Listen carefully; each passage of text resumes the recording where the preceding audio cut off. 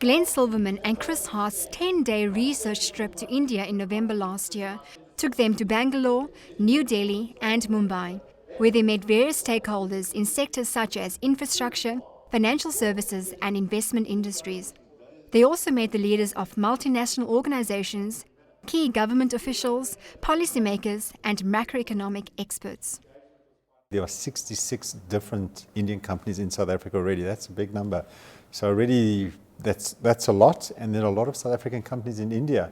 I was amazed there to see how long they've been there. We mentioned Old Mutual, SA Brewery's been there since 2001, talking about 12 years. So there's actually been quite a lot of interaction, and I think that makes a lot of sense. There's a lot of kind of historical links between the two countries, and it's a country that we thought was actually very easy to do business in. South Africa will host the 5th BRICS Summit at the end of March at the Durban International Convention Centre. This will complete the first cycle of BRICS summits. One of the important roles South Africa can bring is that it brings a small voice but a unifying voice, because there's no natural unity between the BRIC bloc as such. According to the World Bank, India's GDP rose 1.3% to $1.7 trillion in 2012. This makes India the second largest member state within the BRICS bloc. Trade activity between India and South Africa has soared over the years and is expected to reach $15 billion by 2014. However, as an investment company, Investment Solutions is not rushing into doing business in India. I don't think there's a specific opportunity to us. Would I love to go and create a business at some point in time in India? Probably. I think there's an opportunity. But we're pretty fully occupied in the things we see in South Africa. We think there's opportunity in Africa. I think before we start rushing off to solve and sort out things that are happening in India, we'll probably start with closer to home first. When BRICS are mentioned, China tends to be the main focus due to the size of its economy and its emergence as a superpower within the global arena. There's going to be two major potential players to grab that mantle. Everyone talks about China because it's the world's largest economy, it's very powerful, it's grown very strong for a long period of time. Far fewer people talk about India, and I think that's wrong. I think India is the world's largest democracy, many times larger than, for example, America. I think could easily claim that mantle. Now, in 15 years' time, India is going to have a larger population in China, and I think that would immense the story. So if I were a betting man, I think I might put my money on India. India's connections with South Africa are strong and transcend cold economics. This is largely due to a presence of about 1 million South African Indians, many of whom retain ties with their homeland. Our infrastructure in this country is phenomenal. They're very infrastructure constrained. It was, traveling there was a nightmare. That's not the case in South Africa.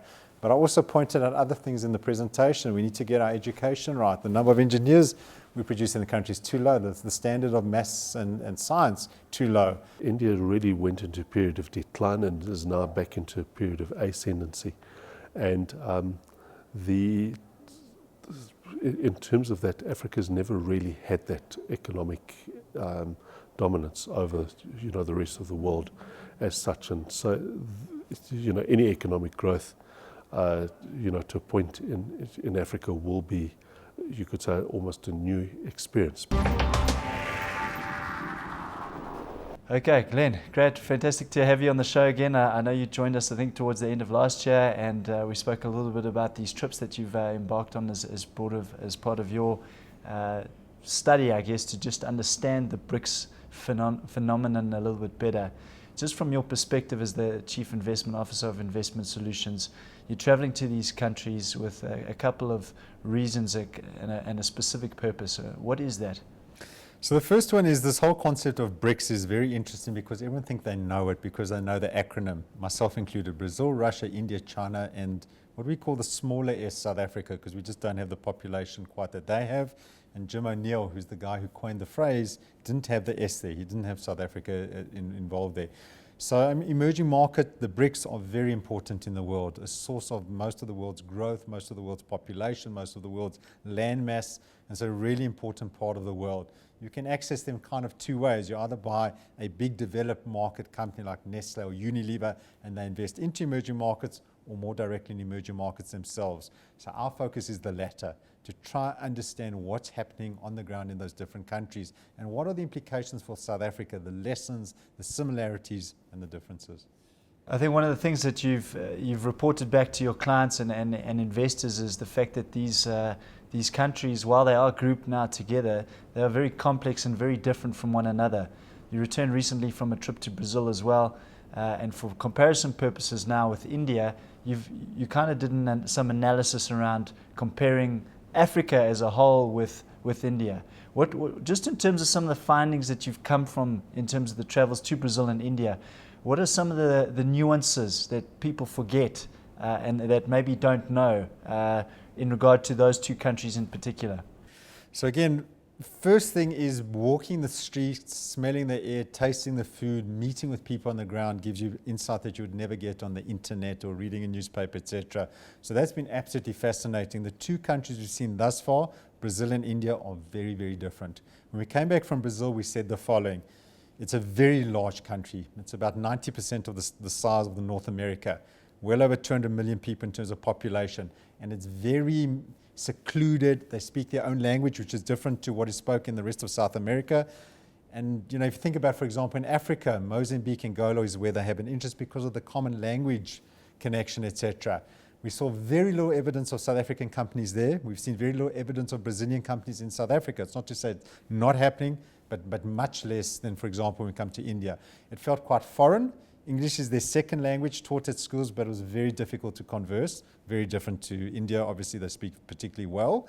And you just got a sense of a country that was very inward-looking, very protectionist. We spoke to companies, etc. Everything was about trade barriers and how the government is protecting the local industry. One got a pretty different sense when you went to somewhere like India. Just in terms of India, and that's really where we want to focus our attention on the show tonight, a massive country in terms of population. Within the country itself, various different cultures and obviously attitudes to both inward investment by foreign investors as well as their own concept. You came up with a couple of interesting findings there, and I just wanted to ask you specifically, is it a country that's easy for an outside investor to get involved in at this point? It was interesting that India is made up of 28 different states, and each of them are pretty different. The analogy that we draw is it's more similar to Africa. If you say you have an African strategy, I would question that very hard. I think you can have a specific country strategy within Africa. You might have a Nigeria strategy and a Ghana strategy and a Kenya strategy, but not a Pan-Africa strategy. I think that'd be difficult. And we found the same thing in India. Each state is so different in terms of rules, regulation, ethnicity, language, culture differences, etc., that even Indian companies, there were very, very few examples of one that had a kind of a pan-India exposure. So there are some 66 Indian companies in South Africa. That surprised me. That's a lot of companies. Names we're very familiar with, Tatas and Mahindras, etc. And in India, we don't know exactly the number, but there's been companies that have been there for a very long time, well over a decade, etc. And I don't know specifically. I think it's industry by industry in terms of how difficult it is and isn't to get into. It also differs state by state. The Indian states are competing with one another to try and give incentives to companies to come in. I would say that from a government perspective, they are quite loath to just let big foreigners in. So you get some sense of a protection of the economy as well. In terms of a coherent strategy, we know we're quite familiar, or many people are familiar with the idea that the Chinese government wanted to build the physical infrastructure and lead the economy growth through exports and manufacturing. What's the sort of sense in India? Is there a coherent strategy around what they're trying to achieve economically from the government's perspective? We know that they're very big in services, for instance, and IT. And there's some other industries like Bollywood, I think that you pointed out, that are very large. But is there kind of an underlying coherent strategy in terms of what they're trying to achieve there? I think if you contrast it to China, which we haven't been, and that's the next trip that we're going to, I get a sense that that is much more strategic, command economy, dictated as to kind of how they're going to run the economy. I got much less sense of that in terms of India. Huge, tens of thousands of small and medium enterprise, very entrepreneurial. They will try anything, anywhere and everywhere. It was a fascinating thing to speak to Indian corporates and to say, why haven't you gone and expanded into your neighboring states within India? Why are you in Africa, North America, even in the UK? I found that very, very surprising. And there seems to be a very strong drive to do so. They wanted some money outside the country. They wanted, I think, to get away from some of the stronghold that the government used to have, certainly under what they called the license Raj. They used to control their economy very, very tightly. In 1979, Indira Gandhi nationalized most parts of the economy. And I think they still remember this, and so there's a desire to expand out of there. But it's a complex place. National scars, national priorities, start of the value chain were discussions that we had with them. Where does it all start? So IT services are now the biggest part of the economy, and yet our sense is that agriculture is probably much more important. Some 2/3 of the population still live in the rural area. If the monsoons don't come, the rains don't come, they have a real problem. They've had major famines in the past where they had to import food into India. This left a scar on them. So they have different priorities to the Chinese, most certainly. And it's certainly not about infrastructure. The infrastructure there is very constrained.